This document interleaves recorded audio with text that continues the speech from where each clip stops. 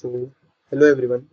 Today we are here to discuss the solutions for weekly contest 399 on LeetCode. So, let's start with the first problem.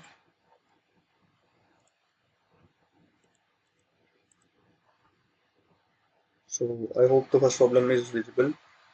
So, let's first read out the first problem and note it down all the things that are given in the question.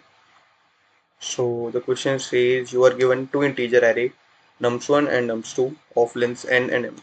So basically दो arrays given है हमें with the name nums1 and nums2 and both of them will be having different lengths. And you are also given a polynomial integer k. So we also have an integer k.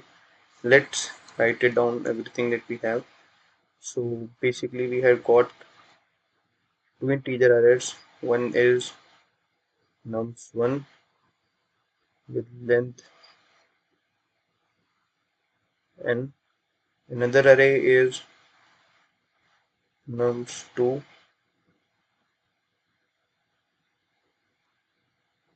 with the length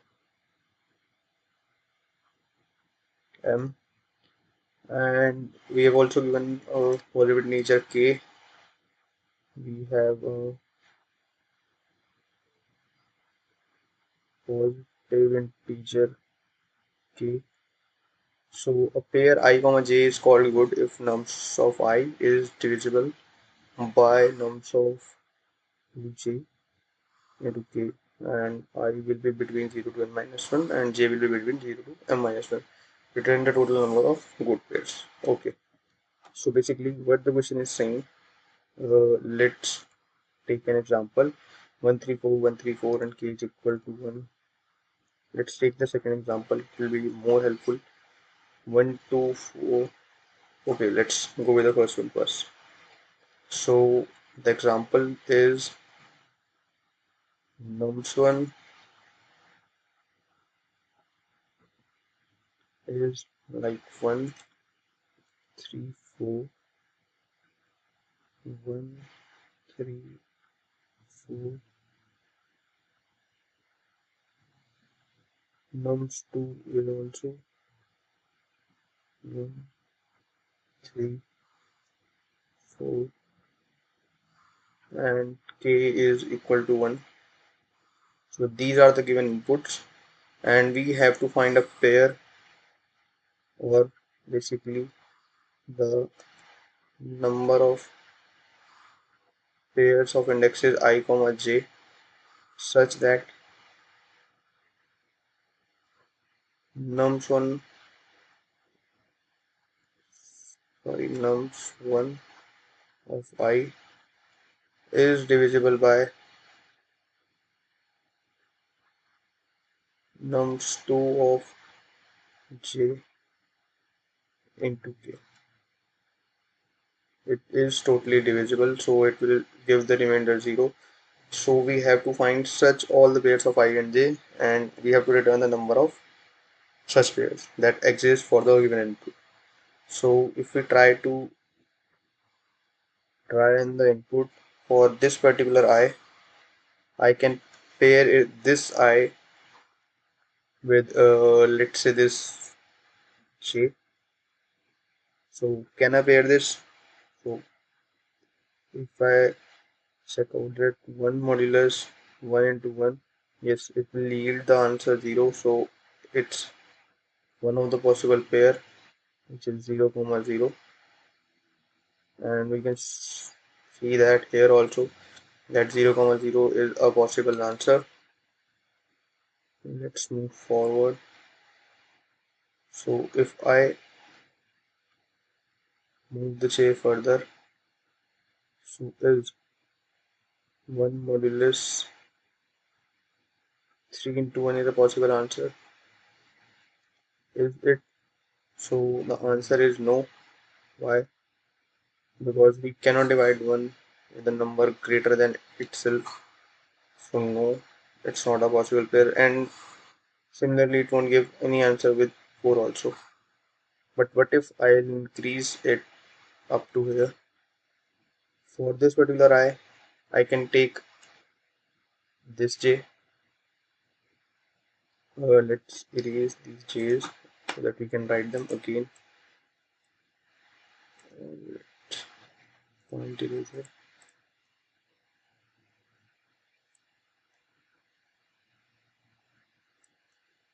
Okay. So for this particular index I can take all the possible j's. Let's start with this one.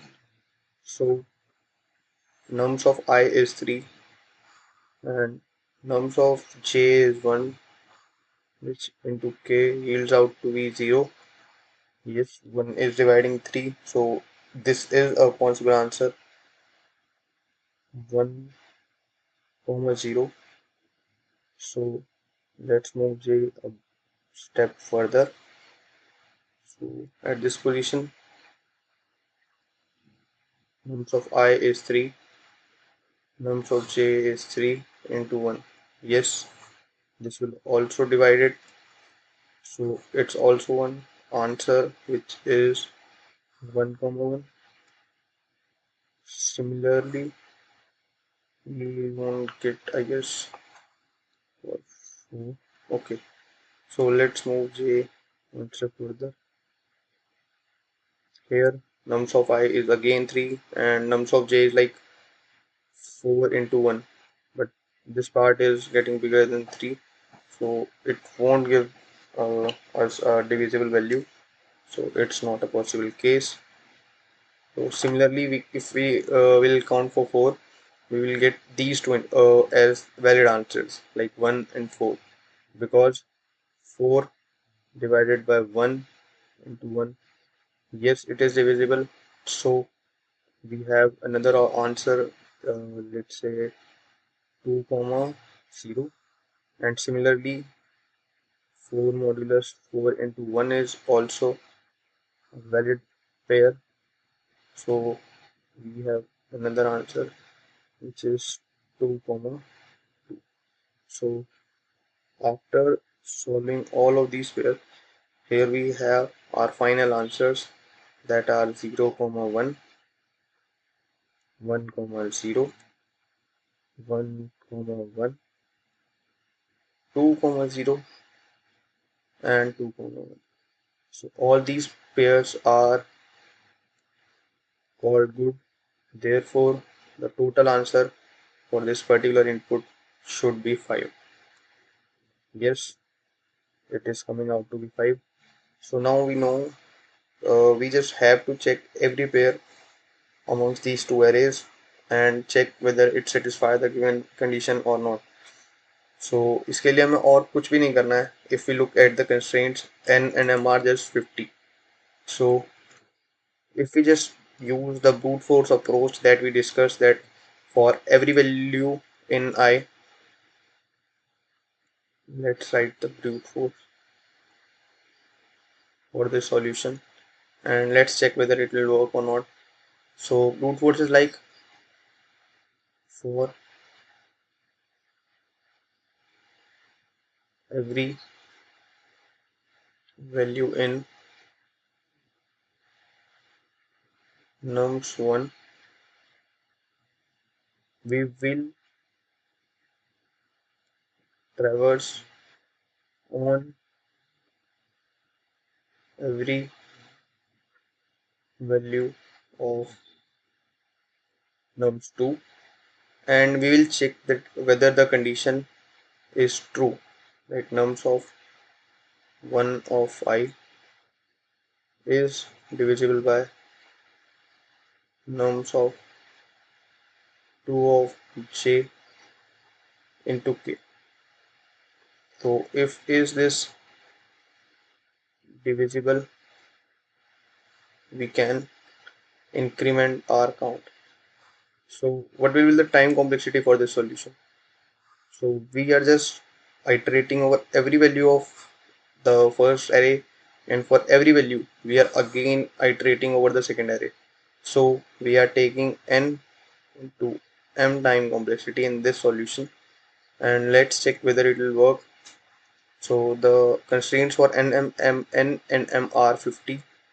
So if we put the values here, so 50 into 50 is nothing but just a very small value, and any solution 2n square or n into m will surely work.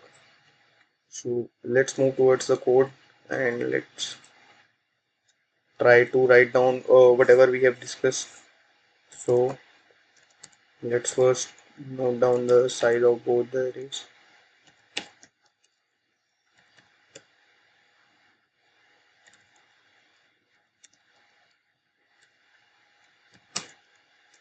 Let's take another variable count to maintain the count. For I is equal to 0, I less than. This loop is, we will use this loop to traverse. Let's zoom in a little bit. I guess this is not large enough. Okay. So traverse over every value of nums1. With this loop, we will traverse over every value of nums1. Now let's write another loop inside this. Less than m j plus plus. So this loop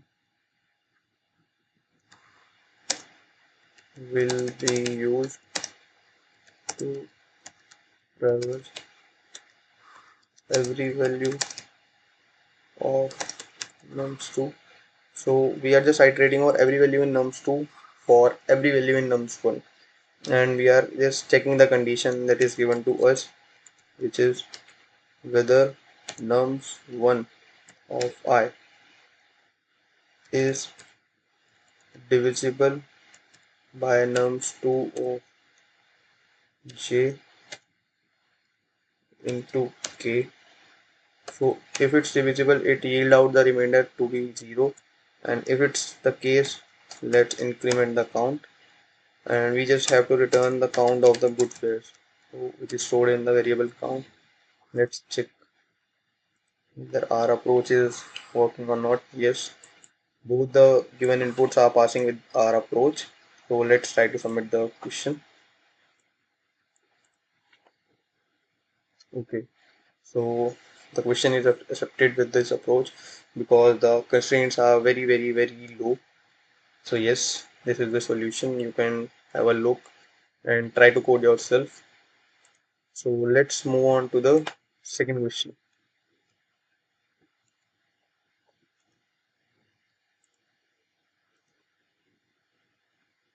So let's first read out the problem statement, then we will move towards the coding part. So okay, so this is question 1. Let's write down the approach and given things for question 2. Alright, so given a string word, we have given a string, we have given a string with the name word. Alright, and it we have to compress it using the following algorithm. Some set of rules are given to us and we have to compress the given string according to that. Okay, so let's begin with an empty string, compress, while word is not empty. तो जब तक word में characters हैं, use the following operation: remove a maximum length prefix of a word made of single character C, repeating at most 9 times. Append the length of the prefix followed by C to compress and return the string compressed. Alright, let me explain the solution question to you. So let's take example 2. It is 9 to 5, 14, A and 2B. Okay, so let's understand the problem statement first.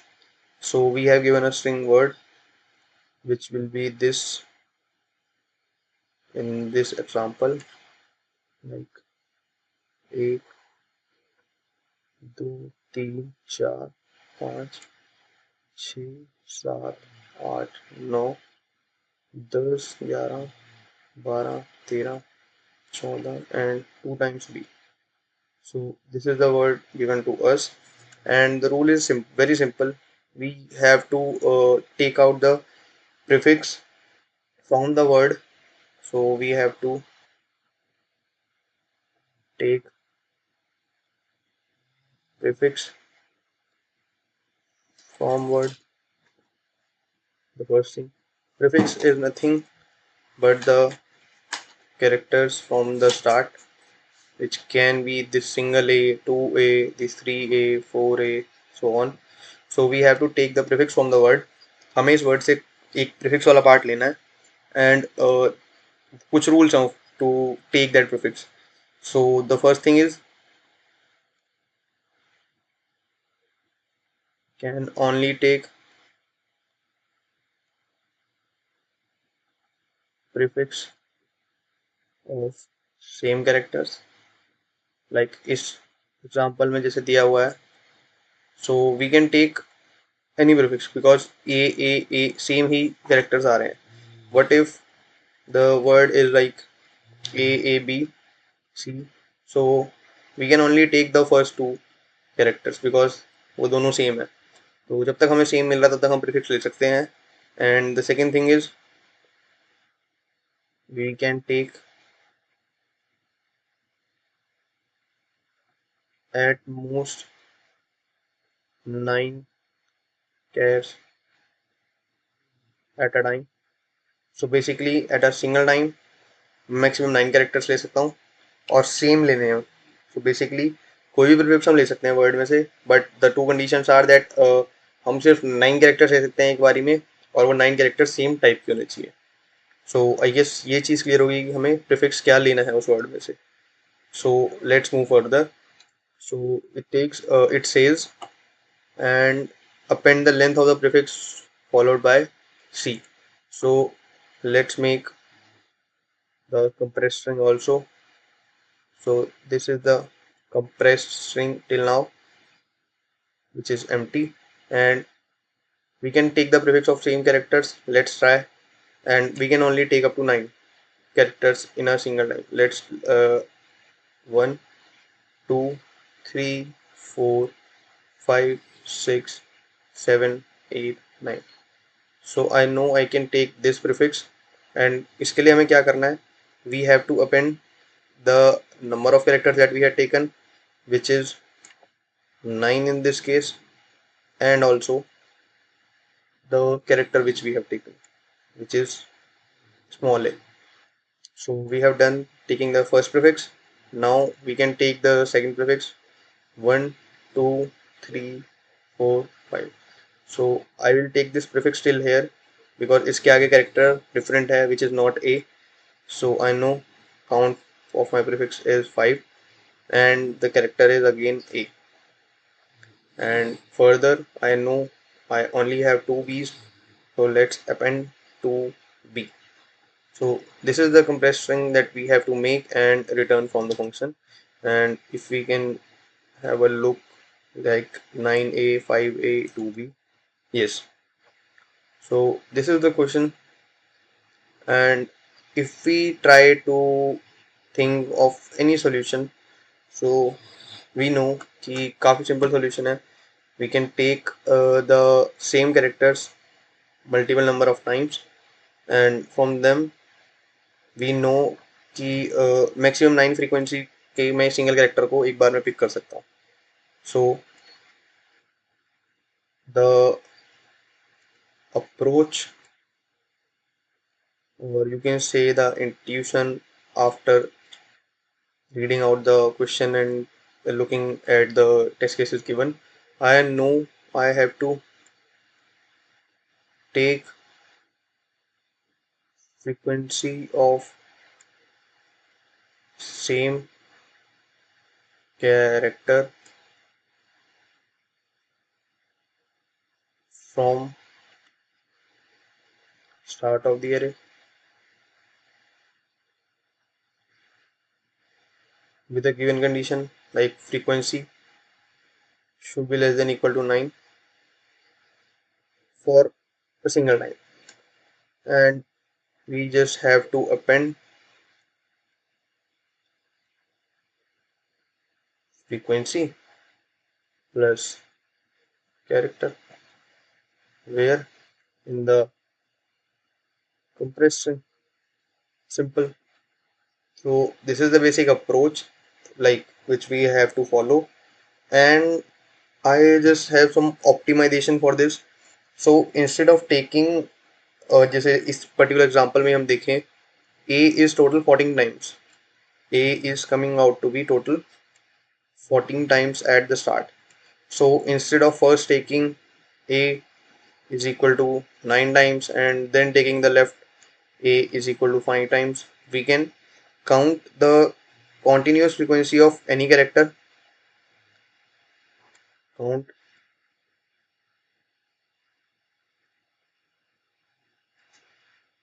continuous frequency of any character, which is a is equal to 14 in this case for the start, and we can break it into the segments of 9 9 later on instead of taking the segments of 9 while counting. So continuously count कर लो, and I know इस 14 को मैं दो parts में break कर सकता हूँ, which is 9, 5. What if ये मेरा लेट सपोज इक्वल टू 27 होता, सो आई नो मैं इसको 9, 9, 9 में इजीली ब्रेक कर सकता हूँ. So this is more convenient कि हम एक ही बार में ब्रेक करें इंस्टेड ऑफ बार बार ब्रेक करने के. सो वी नो इस सॉल्यूशन के लिए हमें कुछ नहीं करना है, हमें फ्रीक्वेंसीज काउंट करनी है until we are getting the same character, and फिर उसको हमें पार्ट्स में ब्रेक करना है जब तक हम 9 के कर सकते हैं. नहीं कर सकते हैं तो the left remaining is the solution. तो हमें हर बार ये same particular count plus frequency append करा देनी है हमारे given compress string. Okay, I hope ये चीज़ क्लियर होगी. एंड सिंपल सॉल्यूशन है जैसे अभी हमने फर्स्ट वाले का देखा. We can simply write the solution for this also. dot size. So let's make the string compress, and we can basically run a loop for this. Like let's first try run the approach that I'm talking about. Let's take an example which has a a a b b c d. All right. So what we'll do, we will run a while loop which will run until we reach to the very end of the string. So basically we had made an iterator index over here. So हम इसको तब तक चलाएंगे until we reach this point particular which is equal to n. So हम तब तक इसको चलाएंगे, and inside this while loop I'll move this I until I found any character different than this. So basically let's store this character C as said in the question, word of I. Let's make a variable count is equal to 0. So while we are getting, let's write this more clearly, while word of I is equal to C. मतलब basically हमें जब तक same character मिलता जा रहा है we will move this iterator, and साथ साथ हम काउंट को भी इंक्रीज कर लेंगे बिकॉज वी नो इस पर्टिकुलर सेम टाइप के इतने कैरेक्टर्स हमें मिल चुके हैं. And after, so basically here our count will be 0. I know this is equal to my current character that I need to get. So yes, increase the count, move the I one step ahead. Yes, it is equal to the character I'm looking for. Increase the count, move the iterator further.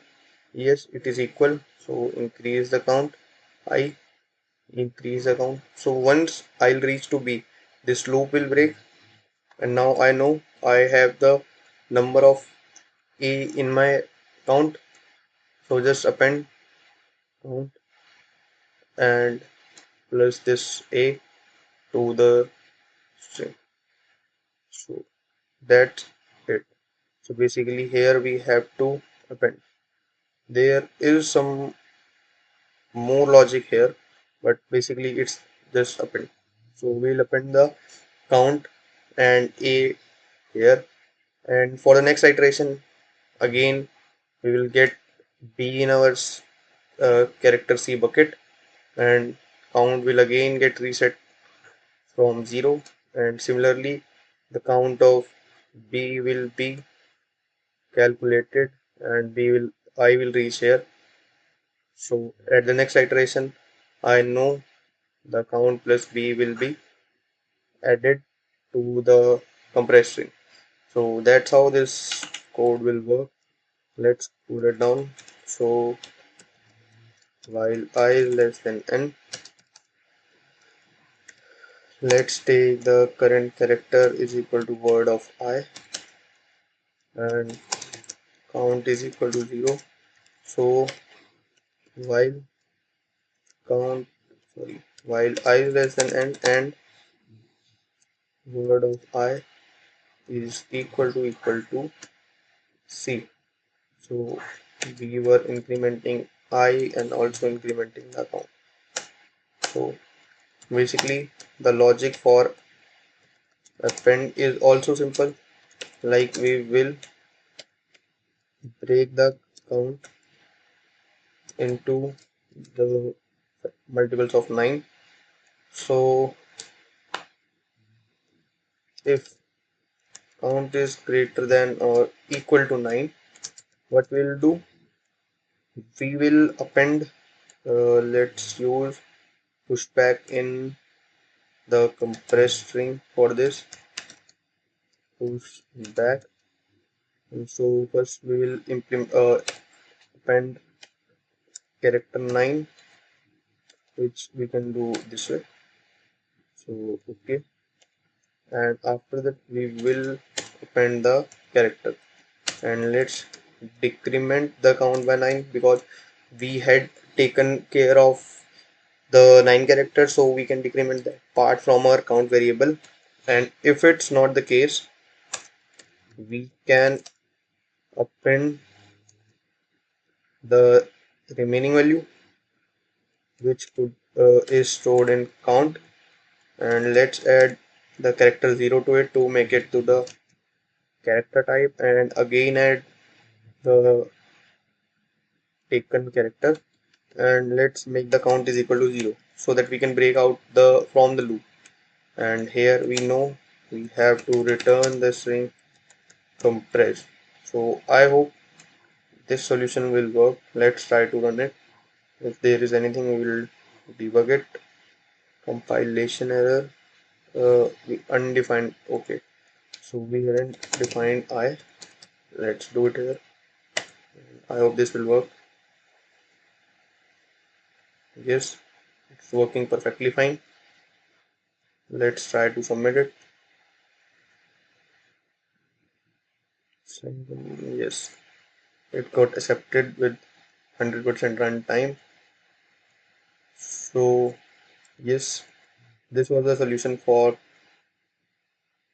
second question. We just have to take the frequency of every character from start and append it in the part like 9, 9 and so on until the count becomes 0, and return the compressed string. So I hope this question is also clear. Let's move to the third question. So it is nothing but the advancement or advanced version of the first question. And generally ऐसे question में leet code पे either कुछ conditions change होती हैं और constraints थोड़े से different कर देते हैं लोग to make the problem more complex than the easy one. So अगर हम इसको रीड करें, you are given two integer array nums 1 and nums 2 of length n and m respectively, and you are also given a positive integer k. तो यहाँ तक तो same है. and a pair I comma j is called good if nums 1 of I is divisible by nums 2 of j multiplied by k. so ये चीज़ भी हमारे पास similar है. and return the total number of good pairs. so हाँ, यहाँ पे हम देखेंगे वहाँ पर हमारे पास n और m जो गिवन कंस्ट्रेंट से that are up to 50, and यहाँ पर जो हमारे पास गिवन कंस्ट्रेंट्स हैं that are up to 10⁵ so the very first thing, we cannot use the same approach in the question 3 as we had used in question 2 because it will result in TLE. So question 3 same as question 1 but same as question 1 but n comma n is up to 10⁵. So if we try to use the same solution, we know the time complexity was n into m. So if we try to use the same time complexity here, which will be approximately equal to 10 raised power 10, and it will result in TLE. So we know 10 raised to the power 5 होने की वजह से constraint, we have to stay either between on और o of n log n. So इस time complexity के in and around हम लोगों को रहना पड़ेगा to solve this particular problem. So let's try to think. Basically हमें करना क्या है, नम्स वन में ऐसे कौन कौन से एलिमेंट्स हैं जो कि नम्स टू के किसी भी एलिमेंट को के से मल्टीप्लाई करने पर डिवाइड हो जाए. Basically nums 1 3 4. So if we write down the input again, so nums 1 is 1 comma 3 comma 4, and similarly nums 2 is also 1 comma 3 comma 4 with k is equal to 1. So basically, okay, k is equal to 1. So basically हम लोगों को करना क्या था कि nums of I one में वो पे एलिमेंट्स ढूंढने थे. nums ऑफ वन के अंदर हमें वो एलिमेंट्स फाइंड आउट करने थे जो कि nums ऑफ टू के किसी भी एलिमेंट को जे से के से मल्टीप्लाई होने के बाद वो nums वन वाला एलिमेंट डिवाइड हो जाए. सो हमें ऐसे पॉसिबल सॉल्यूशंस फाइंड आउट करने थे. So earlier we use the brute force कि बेसिकली हम एक एलिमेंट को फिक्स करेंगे एंड उसके लिए सारे एलिमेंट्स ऑफ नंबर्स टू पे ट्रैवर्स करके चेक कर लेंगे कि ऐसे कितने पेयर्स बन रहे हैं, and that will be our answer. But this case में हमने देखी कि इस केस के अंदर वो सेम टाइम कॉम्प्लेक्सिटी या सेम अप्रोच वर्क नहीं करेगी because constraints are very high. So basically हमें करना क्या था कि वन अगर यहाँ पर है, सो ये one will be get multiplied by k क्योंकि हर एलिमेंट नम्स टू का के से मल्टीप्लाई होगा. So multiplying one into one yields out to be 1. So basically इस गिवन इनपुट के अंदर ऐसे nums वन के अंदर ऐसे कितने एलिमेंट्स हैं जो वन से डिवाइड होने पर हमें रिमाइंडर 0 दे दे, जो कि हमने अभी ऊपर थोड़ी देर पहले देखा था. लाइक वन से डिवाइड होने पर वन हमें 0 दे रहा था. Similarly if we talk about the second element 3 multiplied by k, which will be 3 multiplied by 1 is equal to 3. So nums one में ऐसे कितने एलिमेंट्स हैं जो कि 3 से डिवाइड होने पर yields out to be 0. So there were two elements 1 and 3. So basically let's write the possible answers here. So इसके साथ मैचिंग पेयर हमारा क्या बन रहा था 1, Similarly, there were like 3 and 1. Let's write down 4 into k, 4 into 1, which will be 4. So इस 4 के साथ ऐसे कौन से पेयर्स होंगे जो कि एक गुड पेयर बनाएंगे, दैट आर 4 and 1. सो यहाँ देखने के बाद कुछ ऐसी ऑब्जर्वेशन से हमें फाइंड आउट हो रही कि बेसिकली एक एलिमेंट है ए, वो किसी एलिमेंट बी से कब डिवाइड होगा, when B is a factor of A. ये चीज़ तो बहुत क्लियर है, क्योंकि ए का अगर फैक्टर बी होगा वो तभी उसको डिवाइड कर सकता है. अगर मैं बोलूँ 5 को 3 से डिवाइड कर दो, तो क्या ये पॉसिबल है? पॉसिबल ही नहीं है. वाई? क्योंकि 3 उस 5 का फैक्टर है ही नहीं. एंड वट इफ आई से 6 को 3 से डिवाइड कर दो, तो हम बोलेंगे कि हाँ यार ये तो पॉसिबल है. It will divide 6 completely because 3 is a factor of 6. So basically ये तो हमें इंट्यूशन अब क्लियर हो गई है कि कोई भी गिवन नंबर तभी डिविजिबल होगा जब हम उसको उसके फैक्टर से ही डिवाइड कर रहे हैं.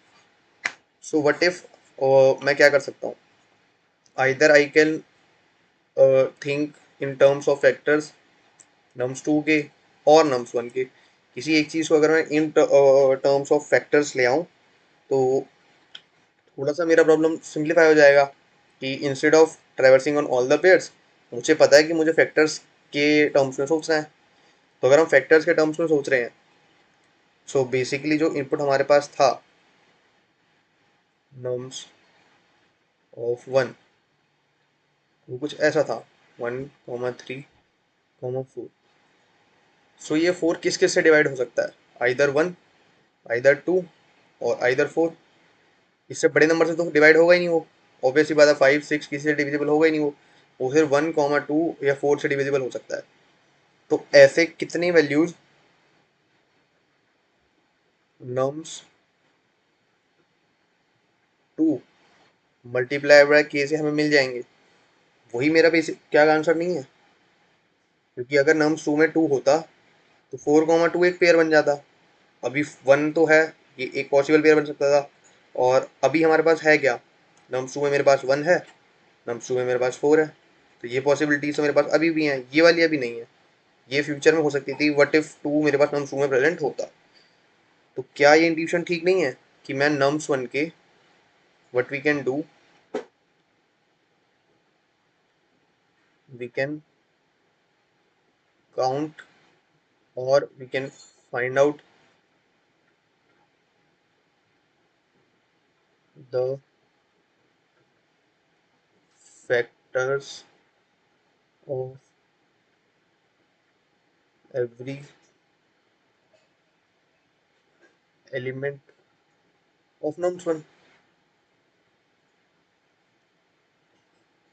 And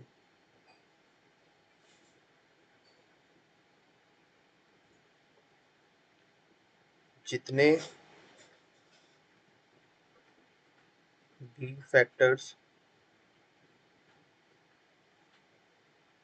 nums 2 में प्रेजेंट है, तो जैसे अभी हमने देखा 1, 2, 4 जो 4 के फैक्टर्स थे, उसमें से 2 सॉरी 4 और 1 नम्स 2 में प्रेजेंट हैं. तो हाँ ये दोनों पेयर मेरे 4 के साथ मिलके बनाएंगे. किस नंबर के साथ? उन्होंने पेयर्स मांगे ही नहीं हमसे, उन्होंने बस काउंट मांगा है. तो काउंट हम इन टर्म्स ऑफ फैक्टर्स भी निकाल सकते हैं कि जितने भी फैक्टर्स नम्स 2 में प्रेजेंट हैं, they are a part of our answer. So basically वो मेरे आंसर का पार्ट है.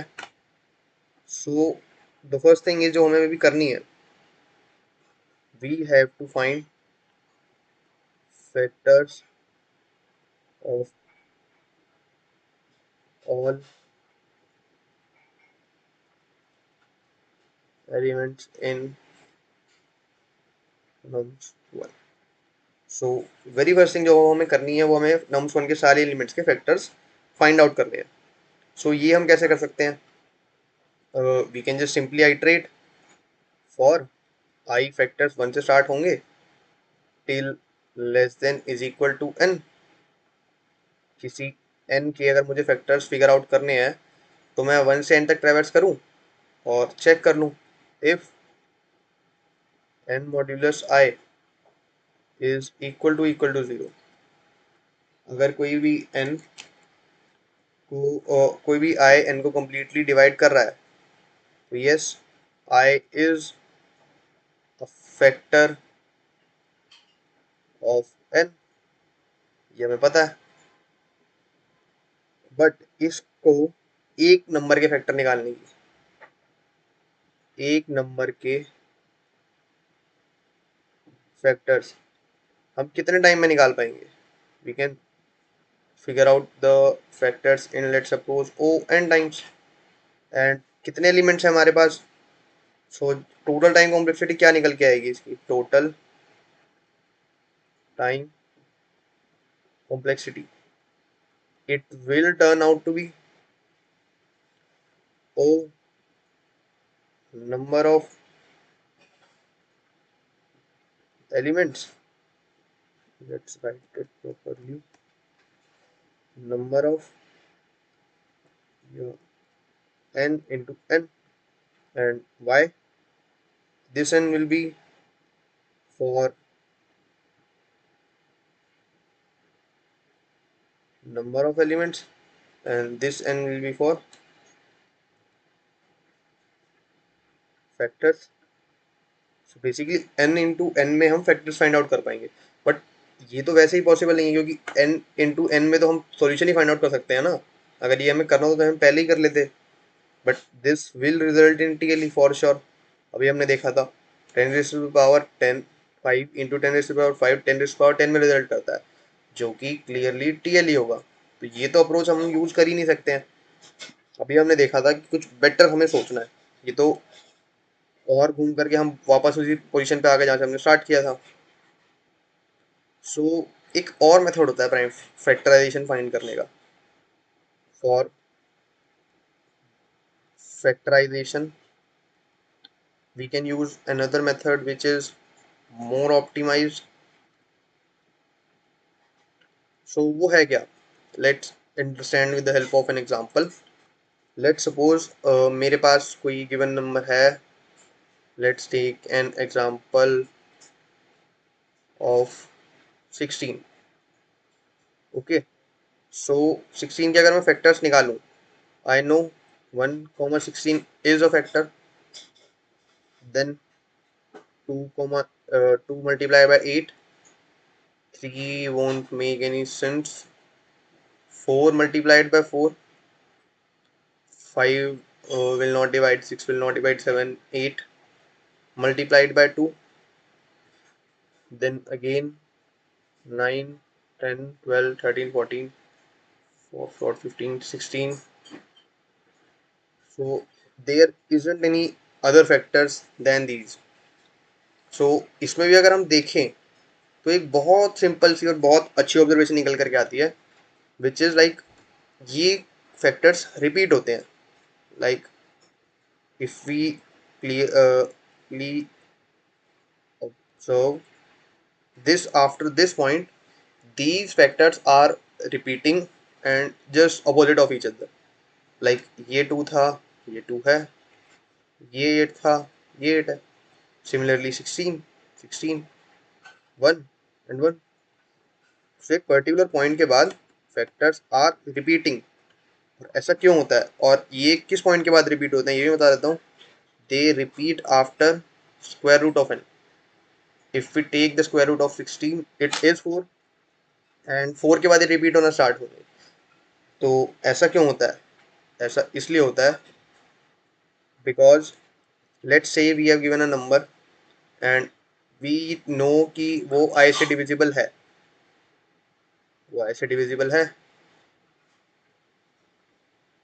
तो अगर वो i से divisible है तो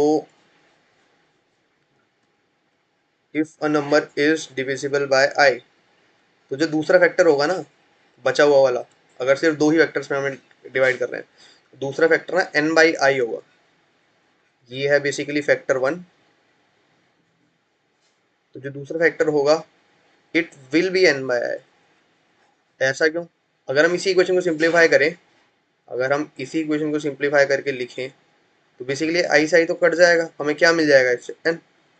और यही तो हमारा होना भी चाहिए। जैसे अगर मैं आई की जगह वन रख के देखूँ, तो वन एक फैक्टर है, बिल्कुल है। Second factor will be 16/1।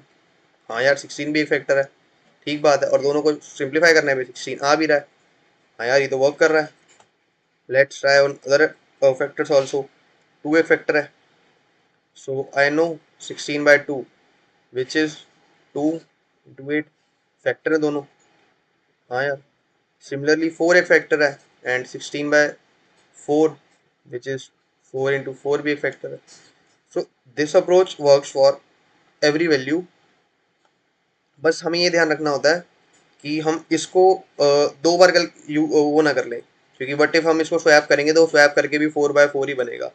तो उस चीज़ को हम थोड़ा सा इग्नोर करते हैं कि इसको काउंट में हम, ये हमें थोड़ा सा ध्यान रखना पड़ता है कि इसको हम सिंगल काउंट में लें। बाकी सारे एलिमेंट्स को हम 1,16 को स्वैप करने पे we will get the other two factors that are 16/1। For 2,8 we know the factors that are 8,2. For 4,4 we know the factors that are 4,2। ठीक है। सो इंस्टेड ऑफ ट्रेवर्सिंग में सारे फैक्टर्स पे, I can traverse till square root of N. So वो मेरी time complexity को काफ़ी हद तक रिड्यूस कर देगा। जबकि मैं पहले फैक्टर्स को ओ एन में निकाल रहा था, अब वो मेरे factors square root of N में कैलकुलेट हो जाएंगे, which is almost equal to log N. So अब मैं फैक्टर्स को कितने टाइम में कैलकुलेट कर पा रहा हूँ? I can figure out the factors of any number in, let's suppose, log n time. So the total time complexity to find out the factors, to find out the factors is n into log n। और ये तो हमने starting में discuss करा था कि यहाँ तक तो वर्क करेगा ही करेगा सोल्यूशन। तो अगर हमने फैक्टर्स निकाल लिए, लेट सपोज ये नम्स वन थी हमारी, 1, 3 and 4। Let's take a map, जो हमारा फैक्टर्स का मैप है। तो वन के कितने फैक्टर्स हुए? वन का तो वन ही हुआ, वन का फैक्टर्स हुआ वन। ये हम फैक्टर्स का बेसिकली काउंट निकाल रहे हैं।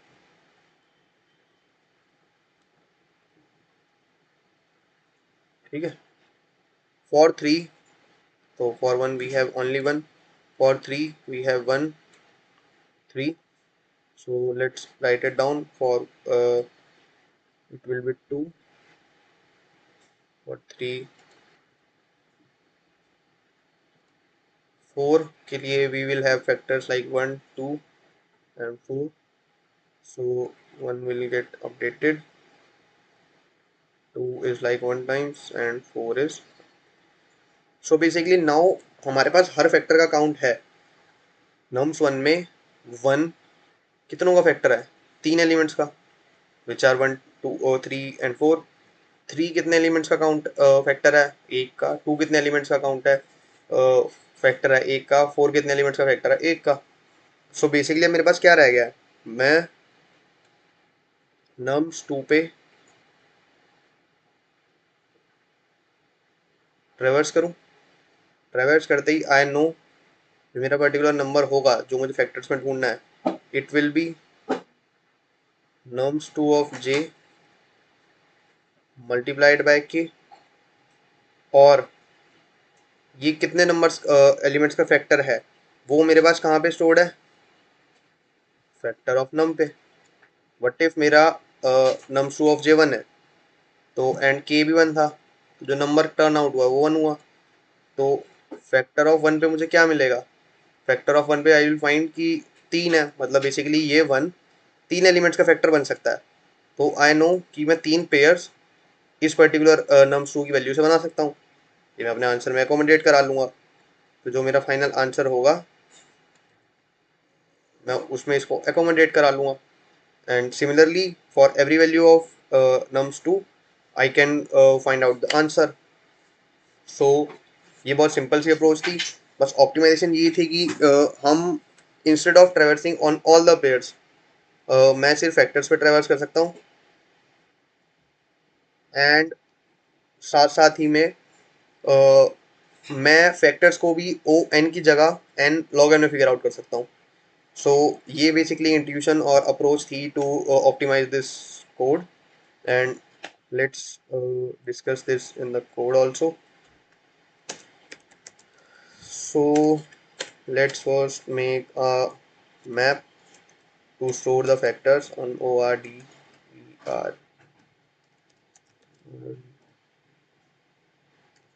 int comma int fact। जैसा हमने डिस्कस किया कि हम फैक्टर्स का एक मैप बना लेते हैं टू स्टोर।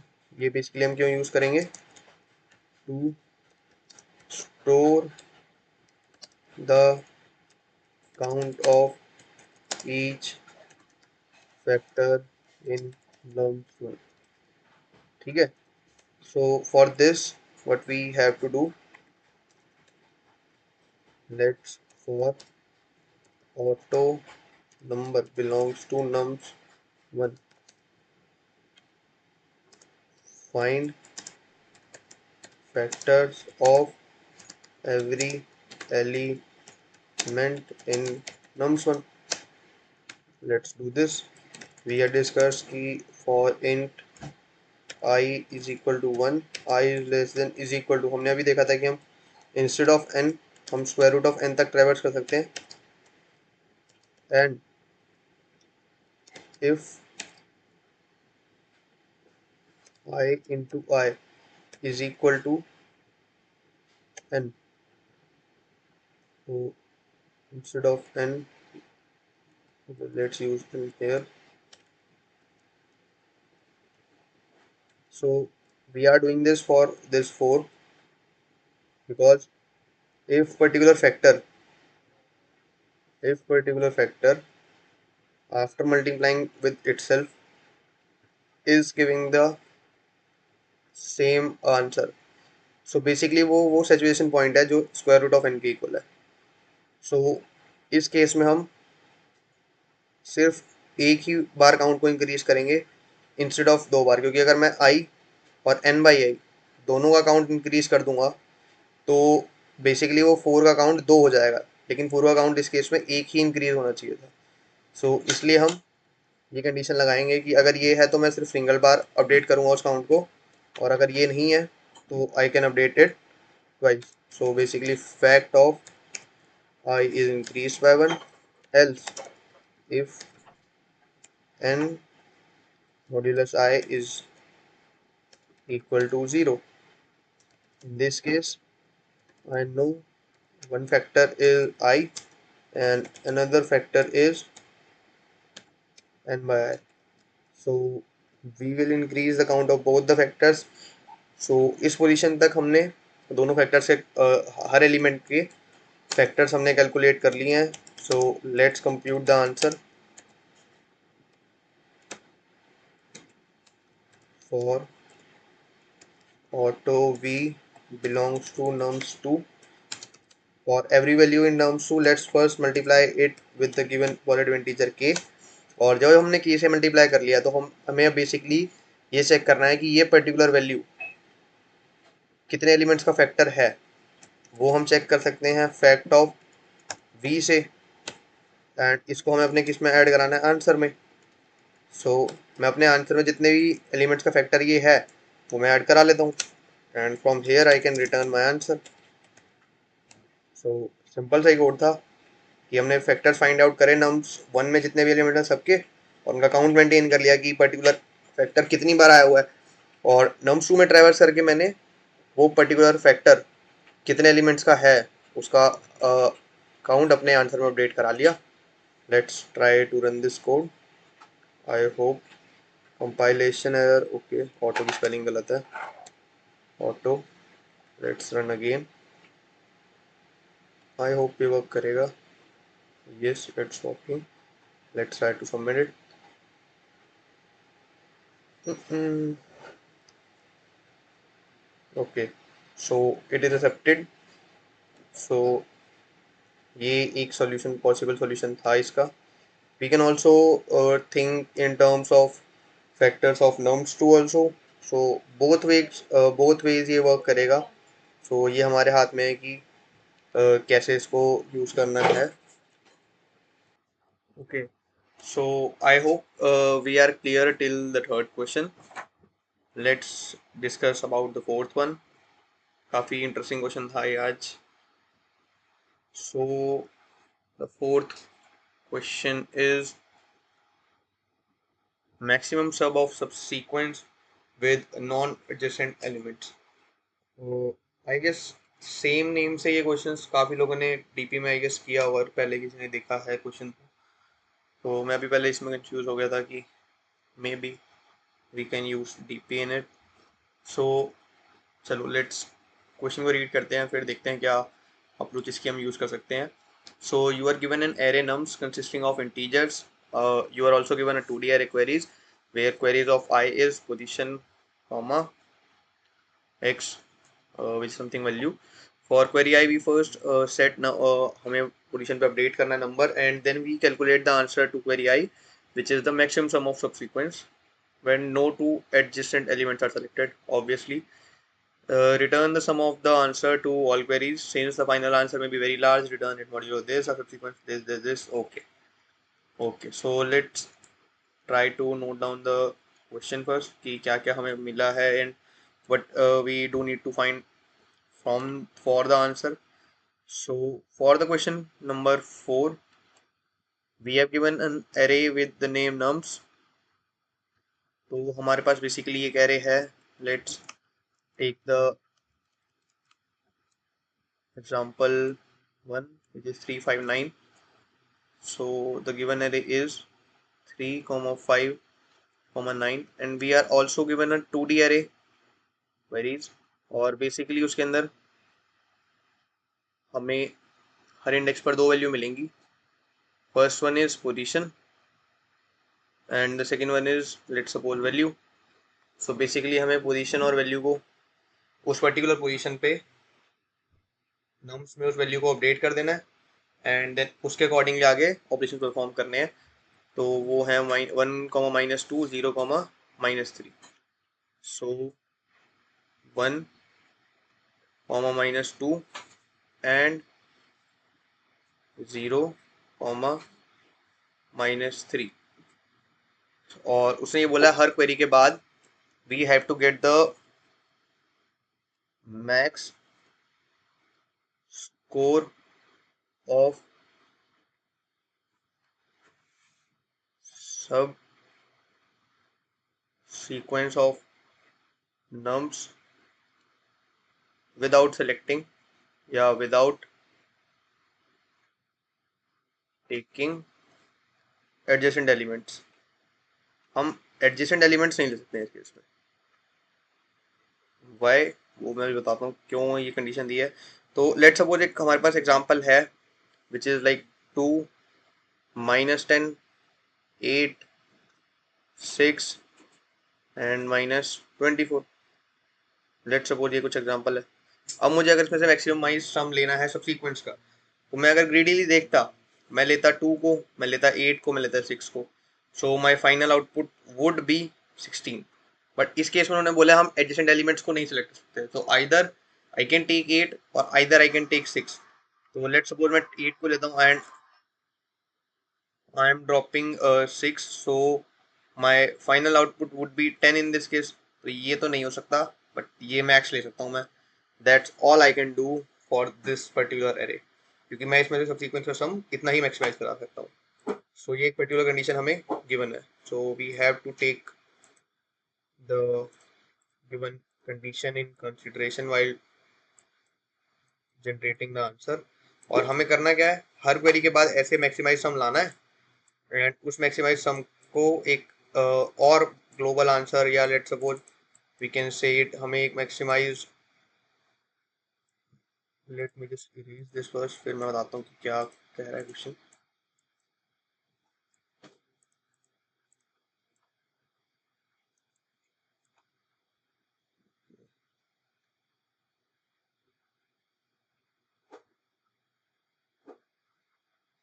ठीक है, सो बेसिकली हर क्वेरी के बाद हमें मैक्सिमाइज सम लेकर के आना है और उस सम को हमें अपने ग्लोबल आंसर में ऐड करा लेना है। So let's perform the first query.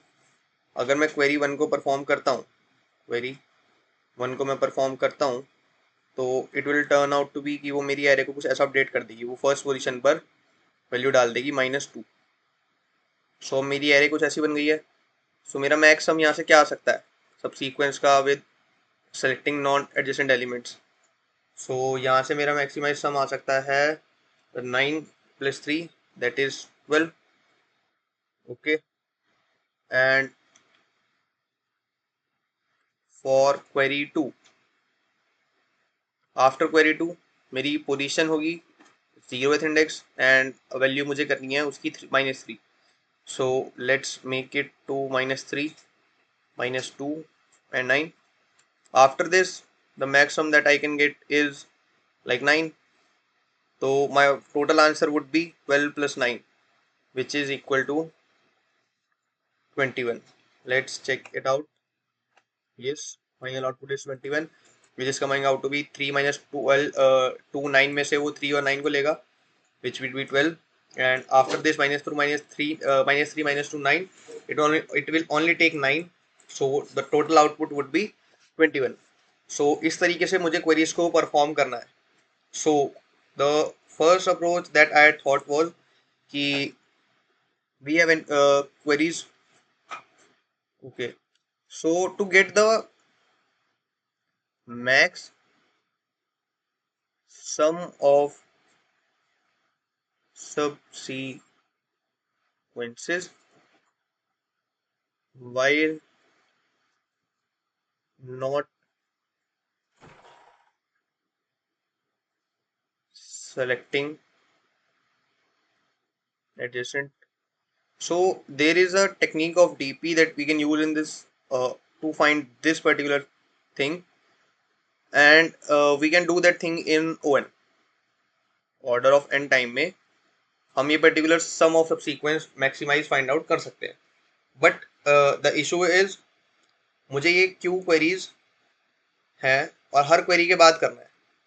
So basically मुझे ये मैक्सिमाइज सम क्यू टाइम्स परफॉर्म करना है। So my total time complexity would be O of Q into N। सो क्या ये वर्क करेगी? Let's try out. Q Q Q। Okay, so nums of length is up to 5 into 10 to the power 4, and queries of length is also up to 5 into 10 to the power 4. So क्या लगता है कि 5 multiplied by 10 to the power 4 into 5 multiplied by 10 to the power 4, which will be nearly equal to 25 into 10 to the power 8, क्या ये work कर जाएगा? Obviously not. It will turn out to be TLE. Worst case में ये TLE दे देगा। सो I no मुझे कुछ ऐसा करना है, बट इस केस में एक चीज है, जो मेरा अपडेट वाला पार्ट है that can be done in O one, क्योंकि बेसिकली मुझे अपनी एरे को ही अपडेट करना है।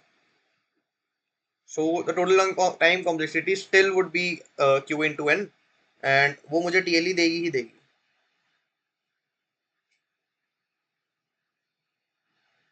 सो इसके लिए बेसिकली अब हमें करना क्या है, मैं क्यू क्वेरीज पे मैं क्यू क्वेरीज पे ट्रेवर्सल टाइम तो कम नहीं कर सकता, क्योंकि ऑब्वियस ही बात है वो इनपुट पे मुझे ट्रेवर्स करना ही पड़ेगा। सो बेसिकली मुझे करना है क्या है, I need to get this time to get, let's say बार बार इसको max sum of subsequence not considering the adjacent element ऐसे नहीं लिखूंगा। Let's take it as max sum for now, कि मैं मैक्स सम को ओ एन से रिड्यूस करा लूँ, मतलब बेसिकली इसको if I can get this in O of log n और ओ ऑफ वन, अगर मैं कुछ ऐसा कर लेता हूँ तो आई नो कि मैं फिर इसको सॉल्व कर लूंगा। और सिमिलरली अपडेट को भी either I can get do it in O one और ओ ऑफ लॉग एन। तो जब मुझे पता चल रहा है यार कि मेरी डीपी वाली अप्रोच फेल हो रही है due to time complexity issues, तो उसके बाद मुझे जब भी मतलब कभी भी ऐसा कुछ आता है ना कि कुछ क्वेरीज करनी होती है, either range queries, point queries, range update, point update. So queries में कभी भी अगर हम मुझे टाइम से रिलेटेड इशू आ रहा है, सो वी नो कि एक डेटा स्ट्रक्चर होता है which we can use to compute anything in log n which is segment tree. अगर आई गेस किसी ने पहले सेगमेंट्री नहीं पढ़ा है तो I will give the brief introduction की सेगमेंट्री क्या होता है, कैसे चलता है। बट सेगमेंट्री में बेसिकली क्या होता है, we can query in log n, worst case बता रहा हूँ मैं, query in log n, update in log n. Basically जब मेरे दोनों ऑपरेशन लॉग इन में चल रहे हैं तो मुझे क्या इशू है, मेरा यही तो दोनों काम है। अगर मैं क्यू टाइम्स भी करता हूँ, if I do it q times, तो भी मेरी time complexity will go up to q into log n, and that would be much less than q into n. तो ये तो मेरे लिए ऑब्वियसली बात है, ये चीज बेटर है। बट अब सेगमेंट्री क्या होता है, काफी किसी ने अगर पहले नहीं पढ़ा तो it would be not sufficient to in understand the solution। तो सेगमेंटरी बेसिकली क्या होता है, एक ट्री लाइक डेटा स्ट्रक्चर है, बट उसमें हम रेंज के अकॉर्डिंग, बट अगर मान लो मैंने यहाँ पर कंप्लीट एरे स्टोर करा रखी है फ्रॉम 0 टू n-1, तो मैं इसको बीच में से कहीं पे ब्रेक करूंगा, and for next node I will store it till here, and इधर मैं स्टोर कराऊंगा from m+1 to n-1। So basically क्या कराता है, रेंजेस में, रेंजेस की फॉर्म में स्टोर कराता है, एक divide and conquer technique use करता है वो, कि जो भी मुझे कंप्यूट करना है मैं उसको डिवाइड करके स्टोर करा लेता हूँ। Divide and conquer technique use होती है कि अगर मेरे को बेसिकली इस नोड के लिए कुछ भी कंप्यूट करना है तो वो मैं इन दोनों नोड के बेसिस पर कंप्यूट कर सकता हूँ। तो बेसिक सी ये सिंपल अप्रोच होती है एक सेगमेंट्री की। तो आई होप यहाँ तक ये चीज़ क्लियर होगी कि वाई सेगमेंट्री, क्योंकि मुझे पता है माई ब्रूट फोर्स और I can say the DP solution won't work in this case, because वो हमें टीएलई देगा, एंड हम सारे ऑपरेशन क्वेरी और अपडेट किसी भी रेंज पे पॉइंट पे हम लॉग एंड टाइम्स परफॉर्म कर सकते हैं सेगमेंटरी में। That's why segment tree. तो मेरी total time complexity Q into log N पे आ जाएगी। सो अब बेसिकली मुझे क्या करना है, हर क्वेरी के बाद मुझे max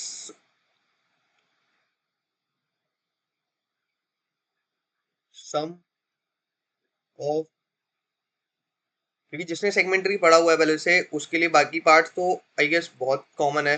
to build the segment tree, to update, point update हर किसी को पता है जैसे बिल्ड होता है सिमिलरली अपडेट होता है, एंड क्वेरी भी इसमें काफी सिंपल रहेगी।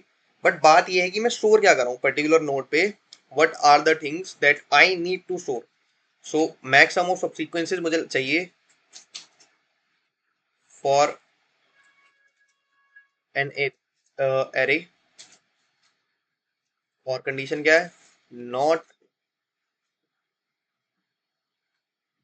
सेलेक्टिंग एडजेसेंट, ये मेरे पास एक कंडीशन है। सो बेसिकली लेट सपोज यहाँ पे कुछ एरे है और नीचे वाले दो नोड्स पे इसके पार्ट होंगे, half of them.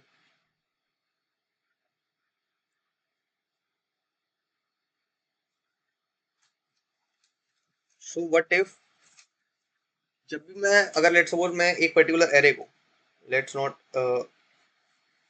Go directly to segment tree, let's first visualize कि मैं क्या कहना चाहता हूँ।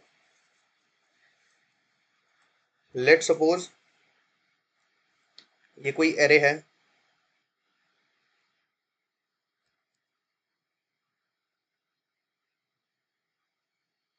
एंड मैं इसको सेंटर से डिवाइड करके दो पार्ट्स में ब्रेक कर लेता हूँ। ठीक है, तो जो मेरा मैक्सम है वो कैसे कैसे बन सकता है, आइदर वो इसी सेगमेंट में लाया करता है पूरे तरीके से, मतलब किसी पार्ट का कुछ है, इधर सारी नेगेटिव वैल्यूज हैं तो मुझे फर्क ही नहीं पड़ता, आइदर वो इस साइड लाया कर सकता है completely, let's leave it here only, क्या पता वो इसी साइड लाया करता हो। व्हाट इफ वो दोनों में पार्ट हो, कि इधर का भी कुछ पार्ट है और इधर का भी कुछ पार्ट है, बट एडजस्टमेंट वाली कंडीशन के हिसाब से मैं टोटल सम तो उठा नहीं सकता, क्योंकि अगर मैं उठाऊंगा तो मान लो ये यहाँ भी इंक्लूड हो रखा है, ये वैल्यू भी इंक्लूड हो रखी है, दोनों वैल्यू इंक्लूड हो रही दोनों तरफ, तो ये तो मेरी कंडीशन ही कॉन्ट्राडिक्ट कर गई, मैं दोनों वैल्यूज तो नहीं ले सकता, I have to take only one of them.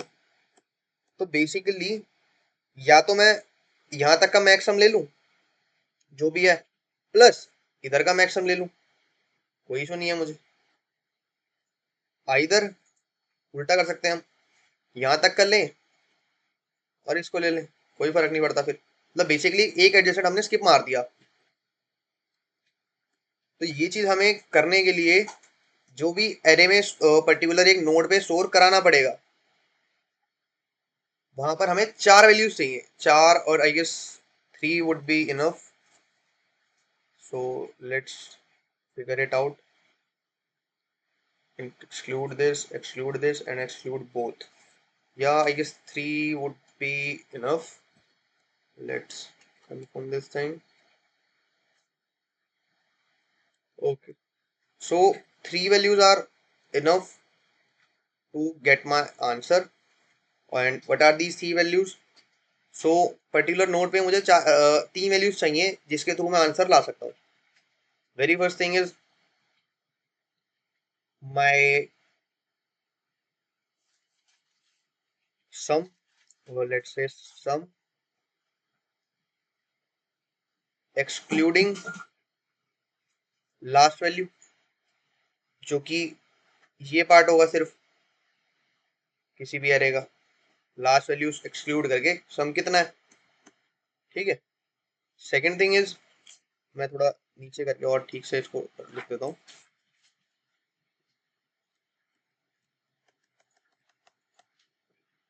Okay, so we need the first thing which is sum excluding last value, जो कि हमने देख लिया। सिमिलरली मुझे सम एक्सक्लूडिंग लेफ्ट वैल्यू भी चाहिए, क्योंकि क्या पता मैं इधर वाली किसी एरे के साथ इसको कंबाइन कर रहा हूँ, तो मुझे ये वाला पार्ट एक्सक्लूड कराना पड़ेगा, तभी मैं उसका सम इसके साथ जोड़ पाऊंगा ये सारा। तो सिमिलरली मुझे क्या चाहिए, सम एक्सक्लूडिंग फर्स्ट वैल्यू। ठीक है, व्हाट इफ इधर भी कुछ जुड़ेगा, इधर भी कुछ जुड़ेगा, उस केस में क्या होगा, सम एक्सक्लूडिंग लेफ्ट राइट दोनों वैल्यूज, तो हम दोनों वैल्यूज को एक्सक्लूड करा सकते हैं, so we can make another sum which is exclude first last, मैं दोनों ही एक्सक्लूड करा देता हूँ। ठीक है, और एक मेरा होगा मैक्सिमम सम, एक होगा मेरा मैक्सिमम, ये क्यों, अब जस्ट लेट्स सपोज हमने अभी डिस्कस जो करा, एक गिवन एरे है, तो उस पर्टिकुलर गिवन एरे के लिए मेरे, अगर मैंने उसको दो पार्ट्स में ब्रेक कर रखा है, क्योंकि सेगमेंट एरे बेसिकली वो दो पार्ट्स में स्टोर होगी, ब्रेक होके ही स्टोर होंगी, और मैंने उसको दो पार्ट्स में ब्रेक कर रखा है, तो जो मेरा मैक्सिमम है आइदर वो लेफ्ट साइड का मैक्सिमम हो सकता है कंप्लीटली, वट इफ वो कैसे आएगा वो मेरी टेंशन अभी नहीं है, बट वो मेरा लेफ्ट पार्ट का मैक्सिमम हो सकता है। सेकंड पॉसिबिलिटी इज कि क्या पता वो मेरे राइट साइड का मैक्सिमम सम हो, कहाँ से आएगा बीच में से I don't know it, but क्या पता वो यहीं का कोई मैक्सिमम हो।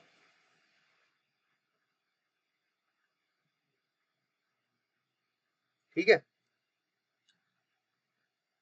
अनदर थिंग इज कि अगर मैं इसको यूज करा रहा हूँ, कि मैं दोनों चीजों को कंबाइन करना चाह रहा हूँ, तो मेरा यहाँ से लास्ट वैल्यू एक्सक्लूड करा करके तभी मैं या तो इसकी कंप्लीट वैल्यू उठा सकता हूँ, या आइदर इसकी मैं लेफ्ट और राइट दोनों ही एक्सक्लूड कर दूं, क्या पता मैं इसका भी ये पार्ट एक्सक्लूड करा दूं।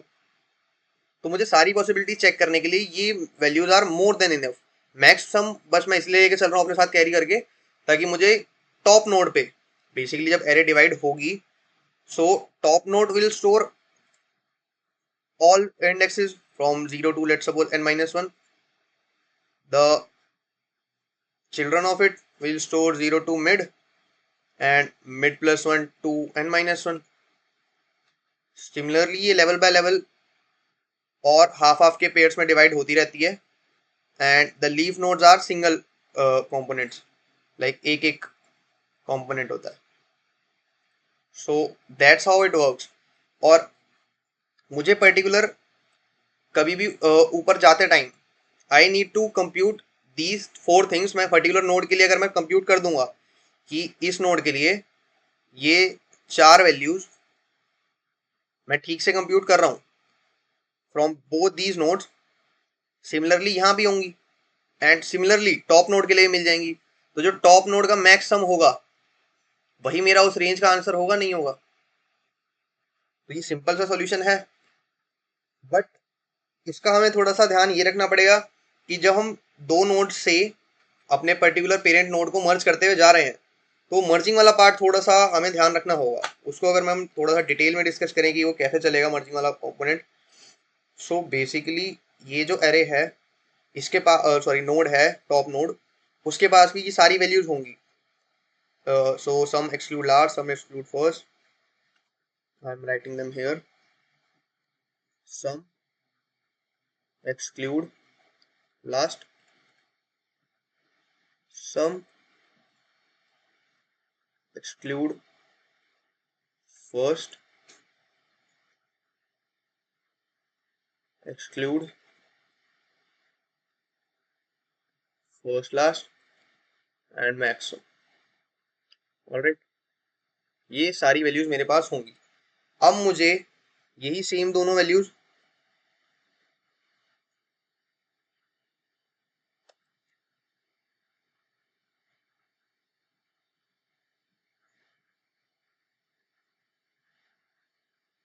लेफ्ट साइड से मिलेंगी, यही सेम सारी वैल्यूज राइट साइड से भी मिलेंगी. तो जो मेरा सम एक्सक्लूडिंग लास्ट है वो मेरा मैक्स कैसे हो सकता है? दैट कैन बी कि मेरा लेफ्ट का एक्सक्लूडिंग पार्ट ही मैक्स हो. क्या पता बट इफ इतना ही पार्ट मेरे लिए मैक्स हो, तो मेरा लेफ्ट का एक्सक्लूडिंग लास्ट ही मैक्स हो. पहली पॉसिबिलिटी. सेकंड पॉसिबिलिटी इज मेरा राइट साइड का एक्सक्लूडिंग लास्ट मैक्स हो. मेरा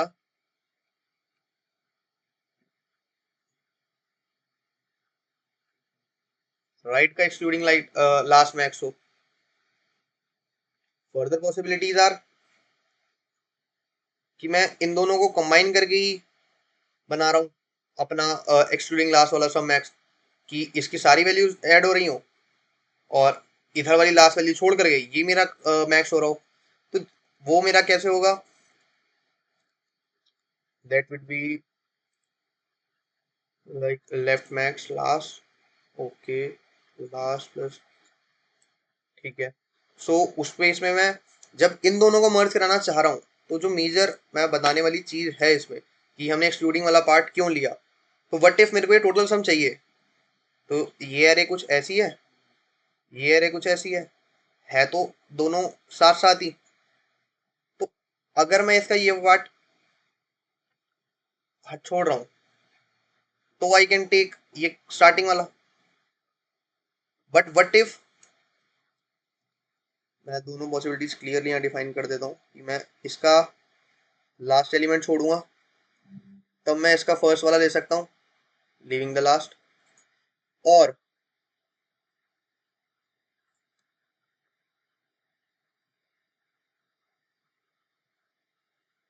जब मैं इसके इस एलिमेंट तक ले रहा हूँ तब मुझे इसका फर्स्ट वाला छोड़ना पड़ेगा राइट साइड का. तभी मैं उन दोनों को एडजेसेंटली डिवाइड कर सकता हूँ ना, कि मैं एक नॉन एडजस्ट मतलब कंटिन्यूसली एडजेसेंट कोई भी एलिमेंट्स ना पिक कर लूँ. तो इस वजह से मेरी ये चारों पॉसिबिलिटी मुझे चेक करनी पड़ेंगी, और कंटिन्यूसली मैं इसको अगर मर्ज करता हुआ चलूंगा सेगमेंट ट्री के अंदर, कि जब भी मैं किसी अपडेट पर जाता हूँ तो मैं टिल बॉटम जा करके अपडेट करूँ पॉइंट अपना, और मर्ज करते टाइम मैं ये सारी चीजें up to the date update करके आऊं, तो टॉप नोड पे जो मेरा मैक्स सम होगा वो हर बार मेरी क्वेरी का आंसर लेके बैठा होगा। तो बस ये इंट्यूशन वाला पार्ट इसका थोड़ा सा क्रूशियल था कि how would this thing work.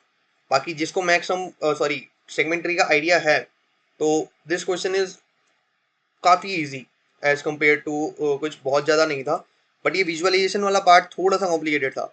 सो इसको अगर हम कोड में डिस्कस करें, सो बेसिकली हर सेगमेंट ट्री पे मुझे जो वैल्यू स्टोर करानी है मैंने उसका एक नोड बना लिया स्ट्रक्चर। सो उसके अंदर ये तीन चार वैल्यूज हमने अभी डिस्कस करी थी कि ये तीन वैल्यूज जो हमें कंप्यूट करनी है और मैक्सिमम जो हमारा आंसर चलेगा। सो सम एक्सक्लूडिंग लास्ट हमने देख लिया, हर एक एलिमेंट नोड पर लास्ट एलिमेंट को एक्सक्लूड करके क्या सम है हम वो स्टोर कराएंगे। फिर सम एक्सक्लूडिंग फर्स्ट हम स्टोर कराएंगे, क्योंकि ये पर्टिकुलर नोड कभी किसी का राइट भी हो सकता है। And excluding first and last भी हम स्टोर कराएंगे कि हम दोनों को ही एक्सक्लूड करा रहे हैं। एंड सिमिलरली एक मैक्सम होगा, मैक्सम हमारा आंसर कैरी कर रहा है बेसिकली। तो सेगमेंट ट्री अगर हम देखें, तो सेगमेंट ट्री के अंदर हम बेसिकली एक ट्री बना लेते हैं और एन साइज का उसको जनरली हम 4 × n से हम इनिशलाइज करते हैं। वो हम अभी आगे देख लेंगे। ये रहा सेगमेंट ट्री का इनिशलाइजेशन वाला पार्ट। स्टार्टिंग में मैंने उसको बिल्ड की कमांड दे दी है। बिल्ड का फंक्शन जो चल रहा है वेरी सिंपल, हम जनरली हर नोड पे खड़े होकर के एरे को दो पार्ट्स में डिवाइड करते हैं और एक index into twice of index हमारे, और twice of index plus one हमारे जो एलिमेंट्स होते हैं हमें पता होता है कि वो उस पर स्टार्ट हो रहे हैं। और ये इसलिए क्योंकि हमने इंडेक्स को 0 से स्टार्ट करा। अगर हम 1 से स्टार्ट करते तो दैट 2 विल वर्क। उस केस में हमें +1 यहाँ नहीं करना होता, +1 सिर्फ यहाँ करना होता। तो दोनों वे से वर्क करता है। इट्स अप टू यू किस तरीके से आप कोड लिखते हो। सो बेसिकली जब start is equal to end वो कंडीशन है जब हम लीफ नोड पे आ गए हैं।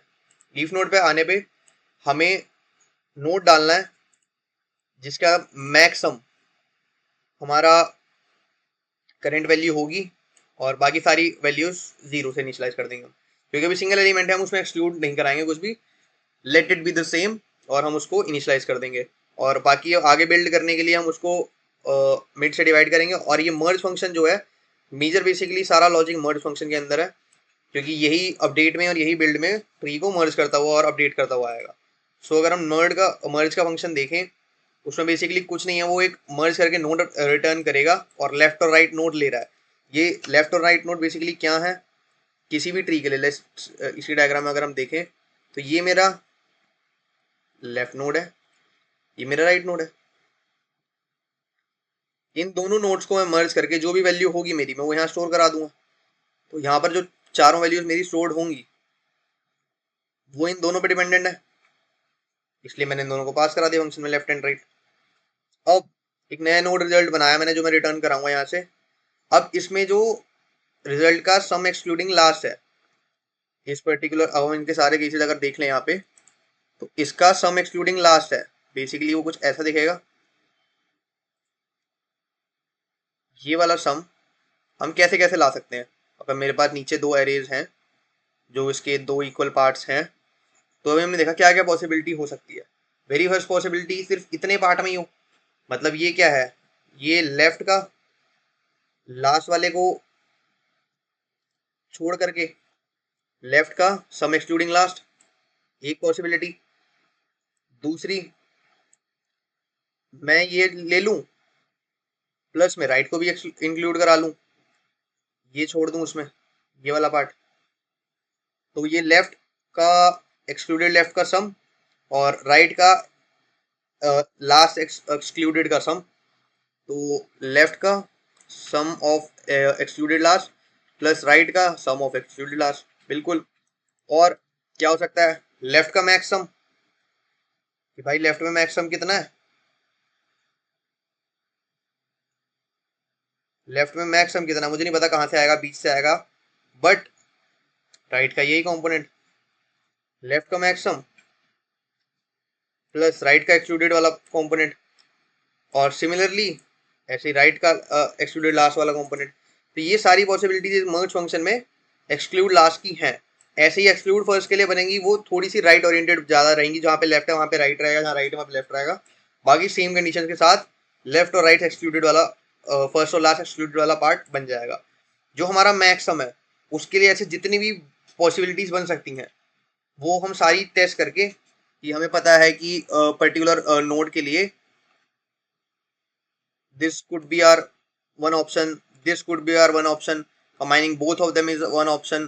तो हम जितने भी पॉसिबल मतलब तीन और तीन, तीन वैल्यू जिसके पास है, तीन वैल्यू जिसके पास है, हम इंडिविजुअली भी इनको चेक करेंगे, कंबाइन कर करके भी जो भी पॉसिबिलिटीज कॉम्बिनेशन वाली बन सकती है वो सारी चेक करेंगे, वो जो हमने लिखी हुई है उससे हमारा मैक्स सम कंक्लूड होगा।